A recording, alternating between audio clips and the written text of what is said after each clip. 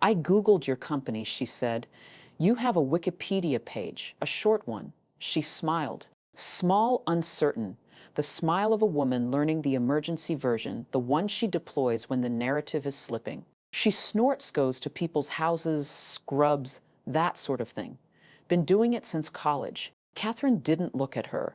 I'd like to hear from Julia if you don't mind. That sentence landed on the table like a dropped glass. Polite, clear, final. I sat down my napkin. I own a commercial cleaning company, I said. We service office buildings, hospitals, and universities.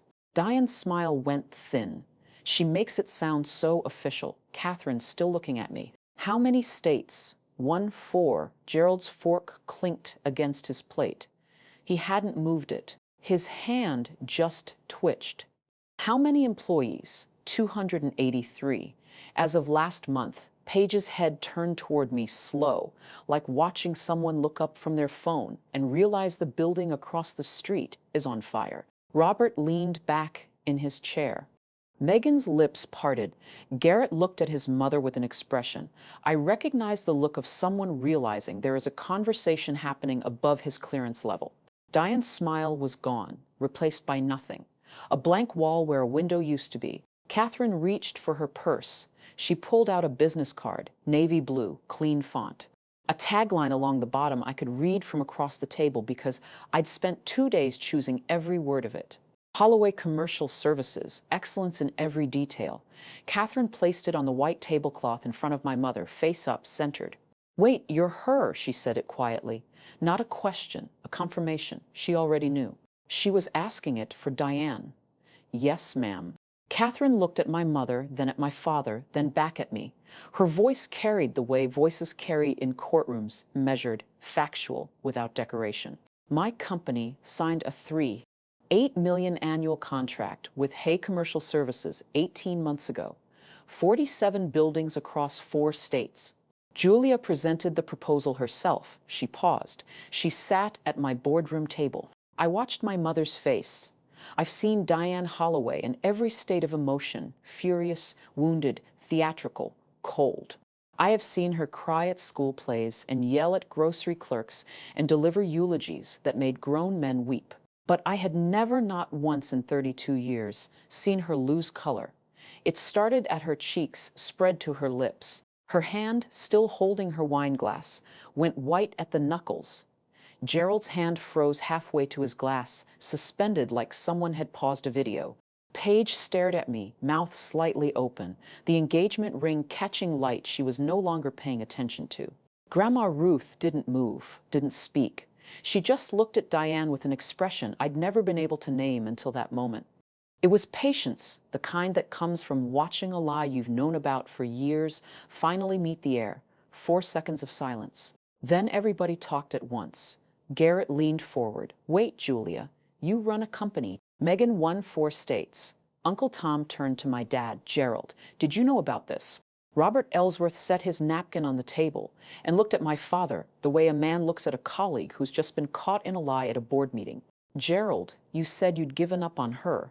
Gerald picked up his wine glass, drank, said nothing. Diane recovered first. She always does. 30 years of controlling the narrative in Carver, Indiana, doesn't break in. One evening, she shifted forward, pressed her palms together, and found a new voice, warmer, wider, coated in surprise, that landed just north of convincing. Well, she never told us it was that big. Julia is very private. We had no idea. She turned to Catherine with manufactured wonder. I always knew she'd do well. I set my fork down. You knew, Mom. I told you at year 3 and at year 5, you said, and I remember the exact words. So how many people are you sending to mop floors now? Diane's face hardened for a half second before she smoothed it back. I never said that, from the end of the table, Grandma Ruth's voice. Quiet, steady, final. You said it. Diane on speakerphone. I was in the room. Ruth didn't raise her voice. She didn't need to. She delivered the sentence the way she delivers everything, like a woman who has spent 78 years saving her testimony for the right moment. Gerald reached for the breadbasket, put his hand on a roll, didn't pick it up, just held it there like a man who'd forgotten what he was reaching for. My mother's eyes filled right on schedule. She pressed her napkin to her mouth, inhaled, a shaky theatrical breath designed to pull focus the way a spotlight operator swings the beam. "I can't believe you're doing this to me," she said, voice cracking. "At your sister's engagement dinner this night isn't about you, Julia." She turned to Catherine, switched registers softer, now conspiratorial. "One mother to another, I'm so sorry. Family can be complicated." She dabbed her eyes with the corner of her napkin. "We've always tried to support both our girls. We really have." Paige reached for her mom's arm. Reflex. The golden child trained to comfort on cue. "I didn't take the bait. I didn't bring this up." "Mom, you introduced me," Catherine asked questions. I answered them. Paige pulled her hand back, looked at me. "Can we please just stop? This is my night." Her voice pitched high, not cruel, just cornered. "Why do you always have to make everything about yourself, Paige? I've been sitting here eating salmon." I didn't make a speech. I didn't interrupt anyone. I answered a direct question. Catherine spoke not loud. She didn't need volume. She had gravity. "Paige, no one is trying to ruin your evening, but your mother made specific claims about your sister in front of my family that aren't true." She folded her hands on the table. "In my experience, facts aren't drama." The room held its breath. Megan reached for her water glass. Robert sat perfectly still. Garrett looked at his mother with something that was part admiration, part terror. Grandma Ruth sat in her wheelchair at the end of the table and watched her daughter the way a woman watches a house. She warned everyone about finally catch fire. Gerald tried to break the tension. "Well, this is quite the dinner show," he chuckled. The sound landed in the room like a coin dropped in a church. Nobody laughed. He pivoted, pulled his chair in, attempted the reasonable father voice, the one he uses at insurance meetings when a claim is getting complicated. "Julia, look, we didn't know. You could have told us. We're not mind readers. I did tell you, Dad, 3 times.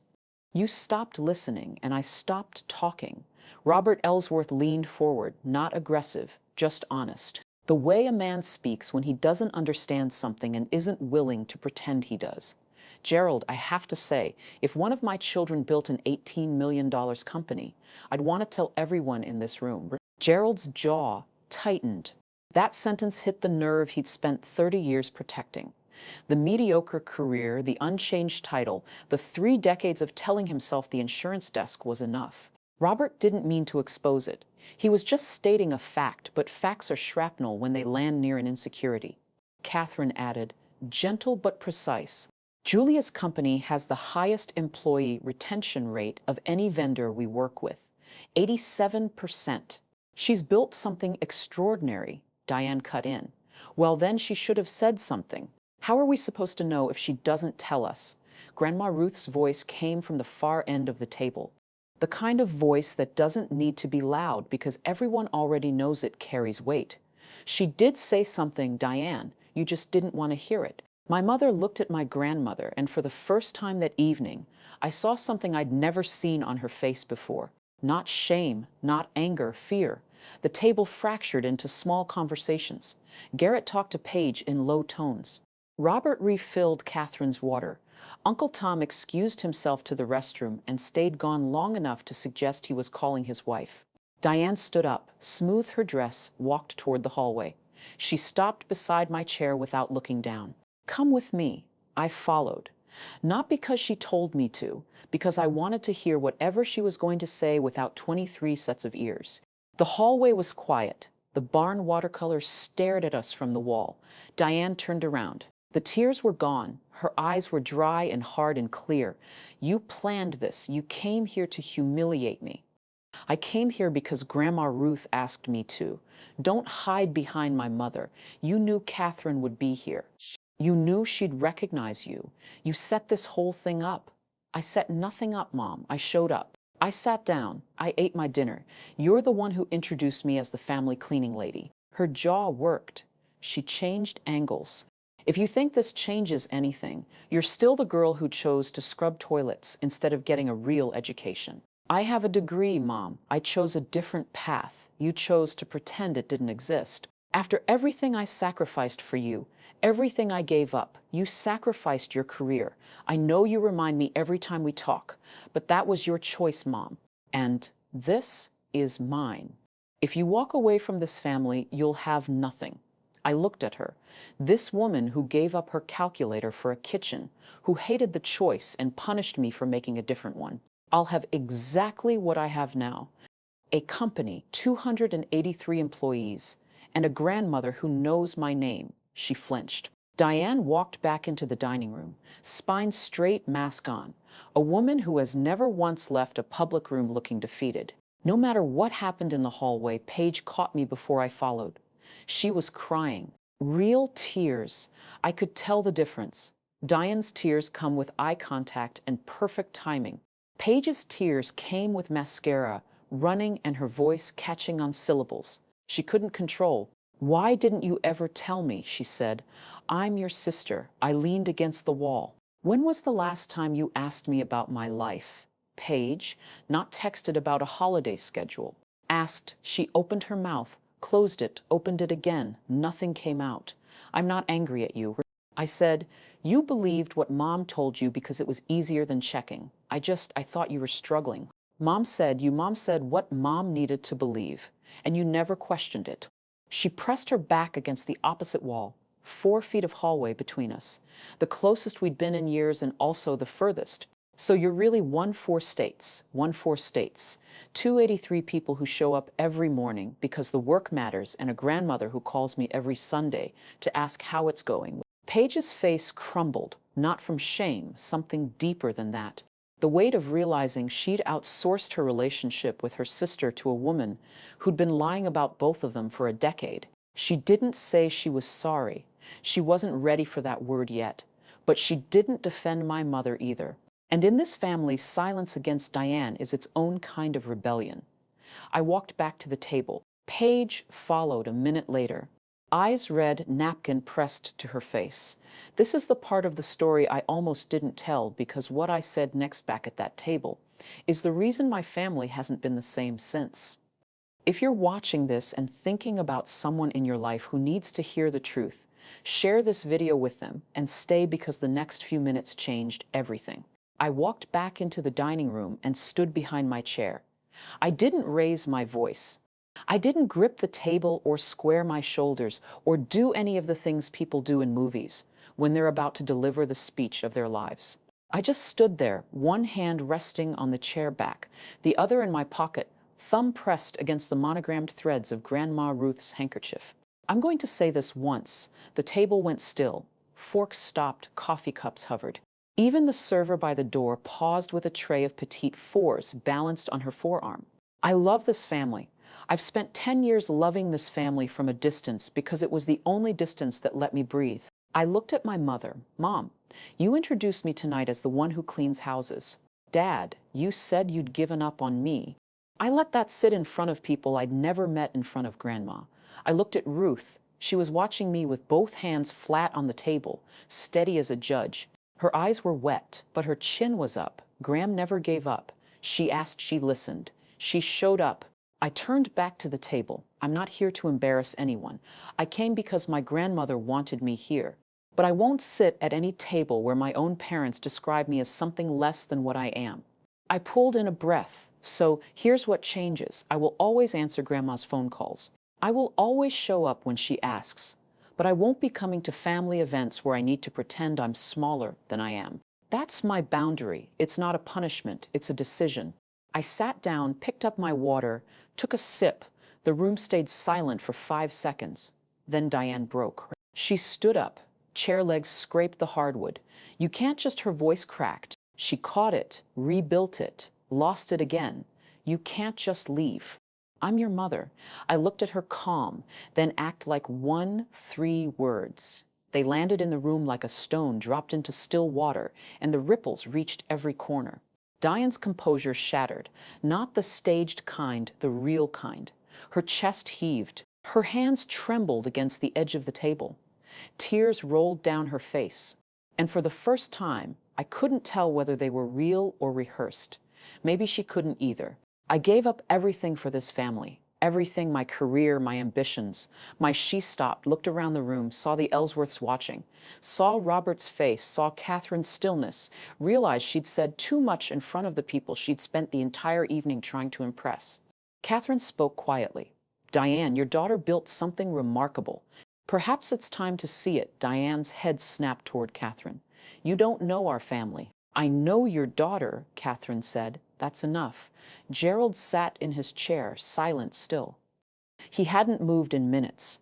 He was going to ride this out the way he'd written out 30 years of marriage, by being present in body and absent in every way that mattered. From the end of the table, sit down, Diane. Grandma Ruth, voice thin but iron. My mother sat, not because she agreed, not because she surrendered, because Ruth was still her mother. And even Diane Holloway, controller of narratives, commander of tears, couldn't defy that voice in front of 23 witnesses. The table exhaled. I hadn't raised my voice, not once. I pushed my chair back and walked to the end of the table. Ruth was sitting in her wheelchair, hands folded in her lap. Her cardigan had slipped off one shoulder. I fixed it without thinking. The way you fix things for people you love, automatic and quiet. I knelt beside her. She took my hands. Her fingers were thin, the knuckles swollen, the skin papery and cool. But the grip was Ruth. You don't need to stay for me, sweetheart. Her voice was low enough that only I could hear it. You already came, that's enough. I'll call you Sunday. Same time, you better. I kissed her forehead. She smelled like lavender and wool in the cedar closet in her apartment, where she keeps the quilts she made in the 70s.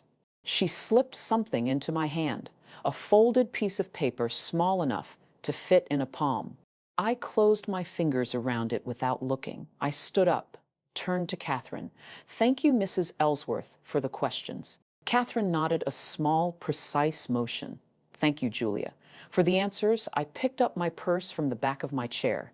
And then, because some things should be left where they can be found, I took one of my business cards from the side pocket of my wallet and placed it on the table beside my mother's place setting. Navy blue, clean font, excellence in every detail. Then I walked out. Steady pace, flat shoes on hardwood. I didn't run. I didn't turn around.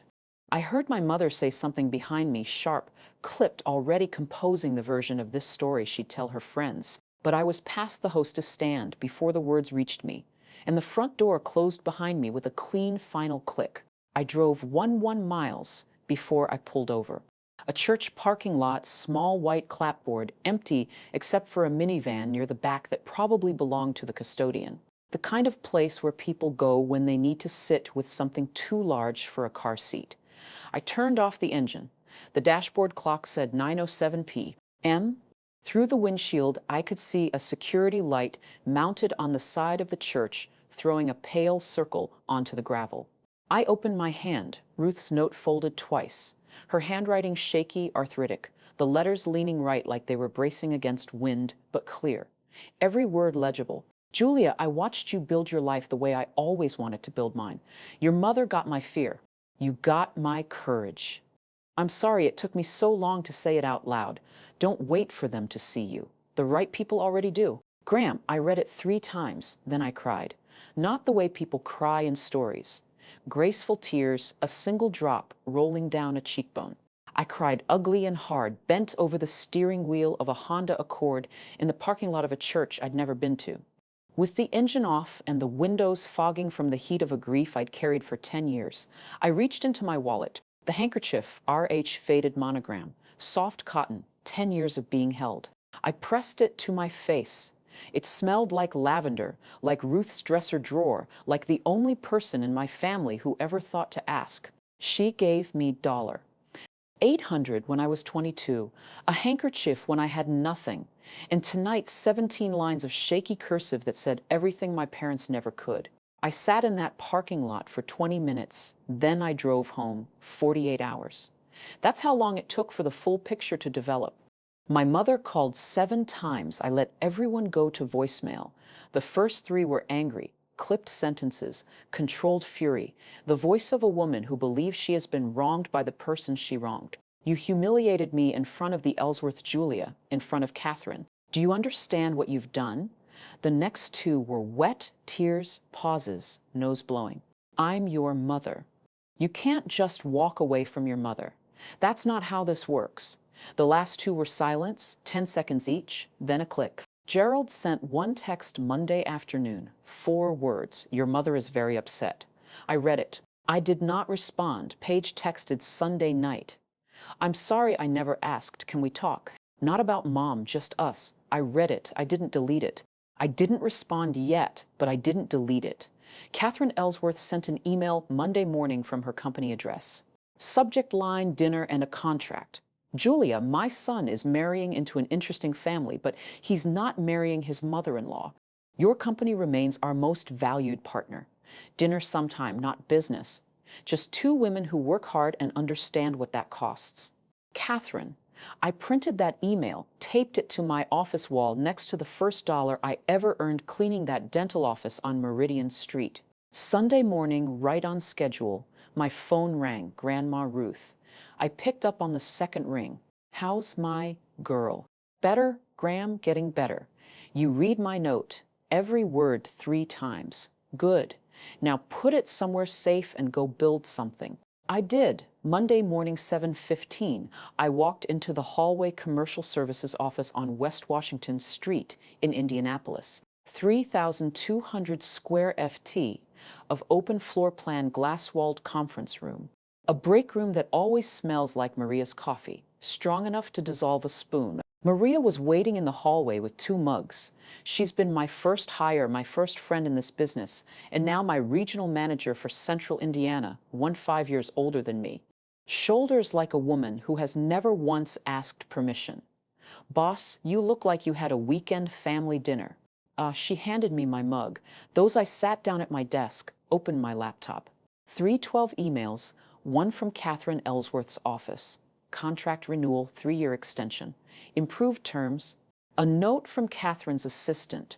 "Mrs. Ellsworth asked me to expedite this." I leaned back, looked at the bottle on my desk. Lemon juice, white vinegar, water. The recipe I mixed in a studio apartment when I was 22 and couldn't afford anything better. I unscrewed the cap, held it under my nose. Same smell, same sharpness, same woman, just older, steadier, with 283 people counting on her to show up every morning and mean it. My mother called me the one who cleans houses. She wasn't wrong about the verb. I do clean. We clean hospitals where children get better. We clean office buildings where people build careers. We clean choruses where justice happens. We clean university halls where the next generation learns. There is nothing small about what we do. On my desk, framed in black metal, is the first business card I ever printed. Year 1, bad font, cheap paper logo.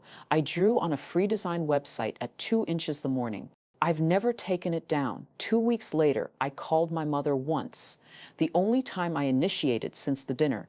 She picked up on the first ring, didn't say hello, just breathed. "Mom, I'm calling to tell you something." Silence. "I love you. That hasn't changed, but I will not attend any family event where you or Dad introduce me as less than what I am. If that means I miss holidays, I'll miss them. If that means I see you less, then I'll see you less. That's not a punishment. It's a boundary. You're choosing your pride over your family. I'm choosing my peace, Mom. Those are different things. Your father has my number. He's never used it." She hung up.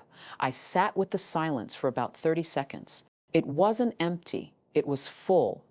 The way a room is full after you've rearranged the furniture and realized it finally fits. I called Grandma Ruth. She picked up before the second ring. "How'd it go?"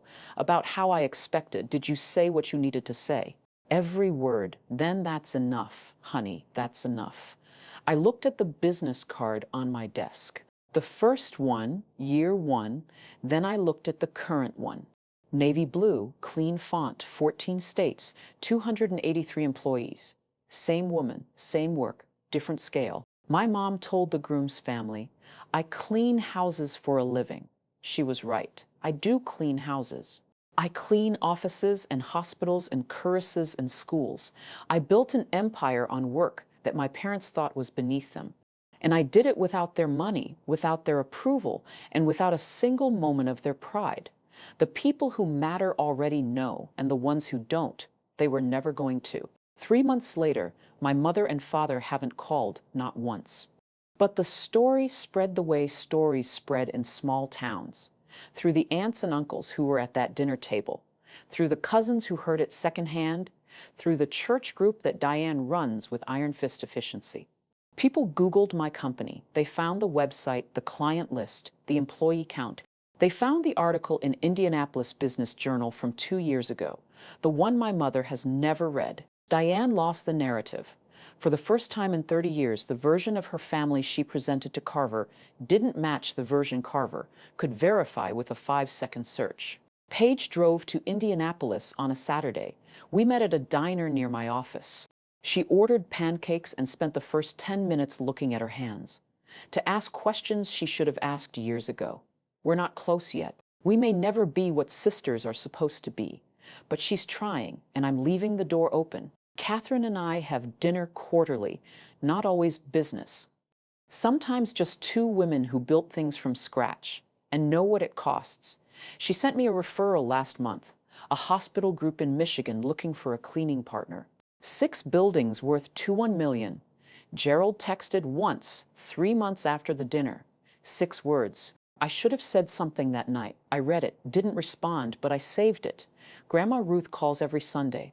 Her voice is thinner now. The heart medication makes her tired, but she still asks about my numbers, my people, my plans. And I still answer every question. My parents told everyone I just clean houses. They were right about the verb, wrong about the just. There is no just in building something from nothing. There is no just in 283 families who eat dinner because of the work we do. My grandmother gave me $800 and a handkerchief and a note that said, I got her courage. That's the inheritance that mattered. The people who see you, they already see you. And the ones who refuse, no amount of proof will ever be enough. That's my story. 10 years of silence, one dinner that said everything. If this reminded you to stop shrinking for people who refuse to see you, share this video, drop a comment, hit subscribe, and I'll see you in the next.